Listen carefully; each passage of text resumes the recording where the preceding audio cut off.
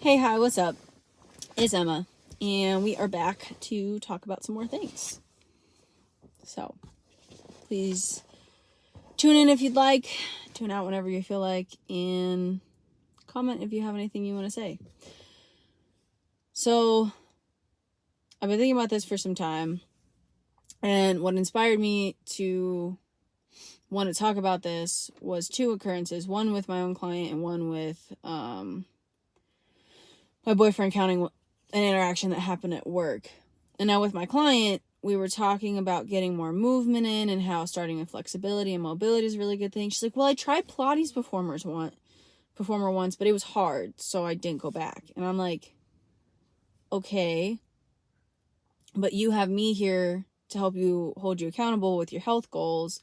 And I'm going to propose a question of, is ignoring it or moving away from it just because it's hard helpful to you in the end when your goal is to live a healthier life? No? Okay, then we have to do the hard things.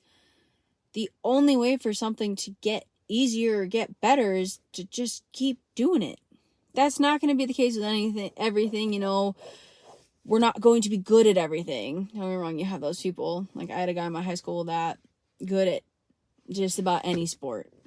And like within a month of picking it up. Crazy. But we're not all that talented. And that's okay. We don't need to be, professional at it, but you're going to get to the point where you're able to manage it. But you're only going to get there if you put in the effort and try and keep working at it until it doesn't feel so hard. And especially when it comes to health goals, newsflash, it's not easy. Let's be honest, the easiest thing is to wake up every day, do nothing, eat what you feel like, and not think twice about it. But that's not always going to guarantee you get to your health goals unless you innately like healthy food, and the not moving part just ain't going to get you there.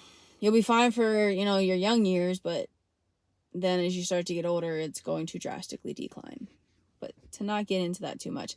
Second occurrence was my boyfriend was talking to somebody at work. He's a phone salesman, just trying to have conversation. And the girl was talking about, I go to the gym and all this stuff. And he's like, oh yeah, what do you want to do? And she's like, well, I want to run marathons. And he's like, oh, okay. So what's your running like? And she's like, oh, I don't run. It's hard. You want to run marathons, but you don't run because it's hard. The math ain't mathin'. Let's be honest here. And it's one of those things where, it's gonna be fucking hard at first. It's also gonna be extremely hard to run a marathon. There's a reason that not everybody just does that on a casual Saturday. But if that's something that you want to do, you're gonna have to do the hard things to get there. And you're never gonna know that sense of accomplishment of doing that if you don't do the hard things to get there. That's one of the biggest reasons for doing hard things, is that sense of accomplishment. And the reason it's there is because you've proven to yourself that you can do it. Something that felt impossible, like you were never going to be there, like it wasn't going to be worth the time. You proved it, or yourself, or whatever it was, wrong. And then on top of that, you start to curate a better mindset in the sense of, it might be hard, but I can still do it.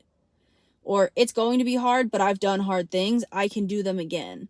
Whatever that's going to be, whether it's pursuing something in your career path that you really want, deciding to enter like a 5K and you haven't been active in your life in years, but now you've created something to be motivated for. It adds motivation. And on top of that, then you learn to add the discipline, because the motivation is going to come and go. It's everywhere. We've learned that motivation is a feeling. We have to be disciplined in what we want to achieve, because we're not always going to want to do it. But if we're disciplined for it, we will reap the rewards and we will reap the benefits, and you'll realize how much more worth it was in the end. I always ask my clients, whenever they tell me that they decided to still work out on a hard day, how did you feel afterwards? And they're like, I felt really good. Like, as much as I felt like shit beforehand, whether it was just a stressful day at work, I had a client that still has chronic headaches and decided to go work out anyway, and she still felt better after doing the workout after a stressful day. So at the end of the day, we got to do the hard things. The easy path is always going to be more enticing to take because there's less resistance, there's less work involved, there's less thinking involved, there's less effort. But we're just not going to, we're not going to grow. We're not going to gain a sense of accomplishment.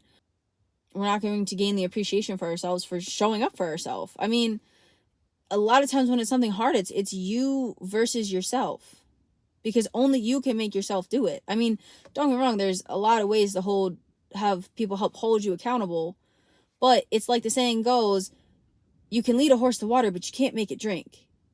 So they can help be accountable and motivate you and all these things, but they cannot physically force you to do it, or at least they shouldn't. And you know, that's how I have to think about it with clients a lot of times too, is I will try so many different tactics to help create an action, and I still always kind of reflect on, how am I approaching it? What's the language like? Am I listening to what they need from me to be able to accomplish this? But I always also have to remind myself at the end of the day that if they really want it, they'll do it. If that horse is dying of thirst, it will drink. If it really wants to feel better. If not, there's only so much you can do.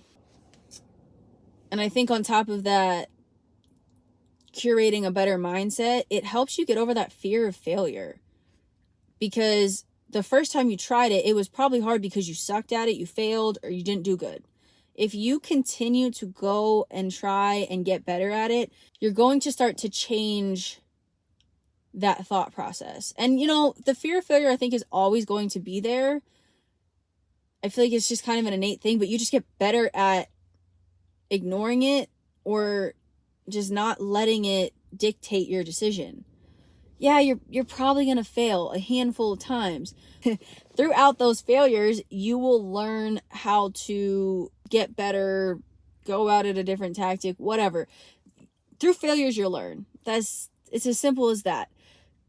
We couldn't walk when we were growing up. We have no recollection of that. Well, some people might, but we didn't just give up, or else we wouldn't be able to walk. So we kept trying, and if things didn't work, we tried a different tactic. If part of the tactic worked, we kept that, and we tried to add a different element to it, and eventually we got it.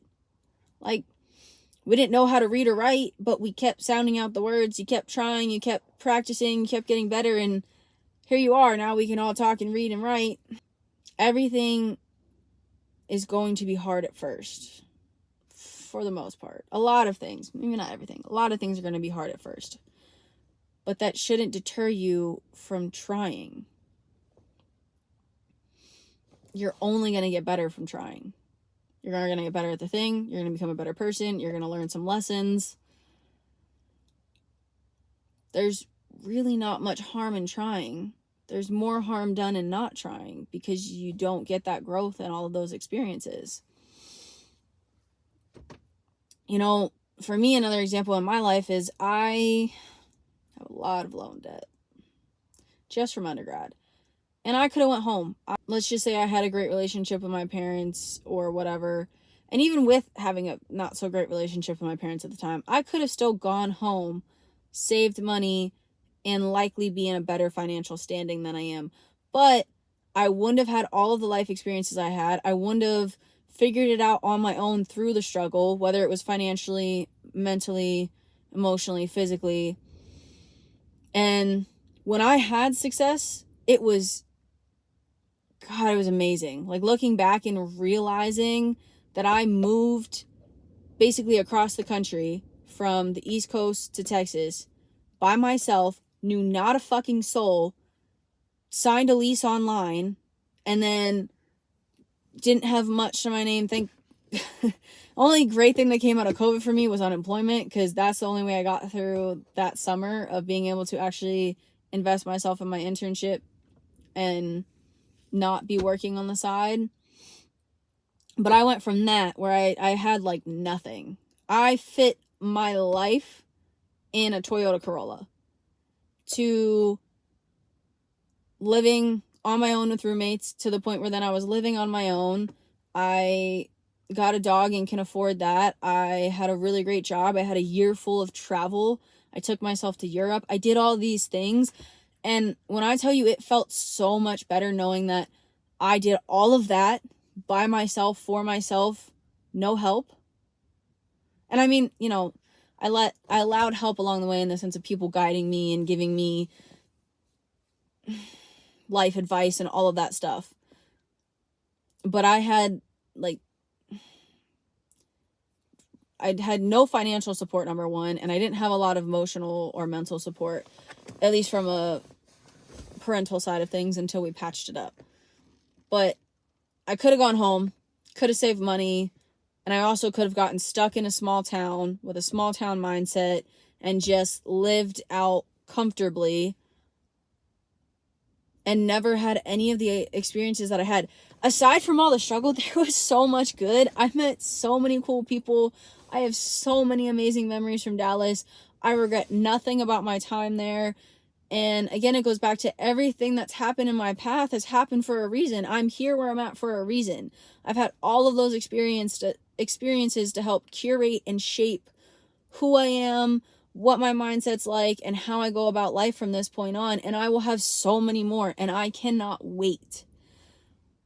And that's not to say I couldn't have had some similar things and experiences happen, staying at home, staying in the same hometown and all of that. But getting out and experiencing the world and meeting all these people, I am so happy, because I look at the flip side. It's like I could have probably settled down with someone from my hometown, potentially my high school, that it was honestly just settling. And I refuse to settle. I refuse.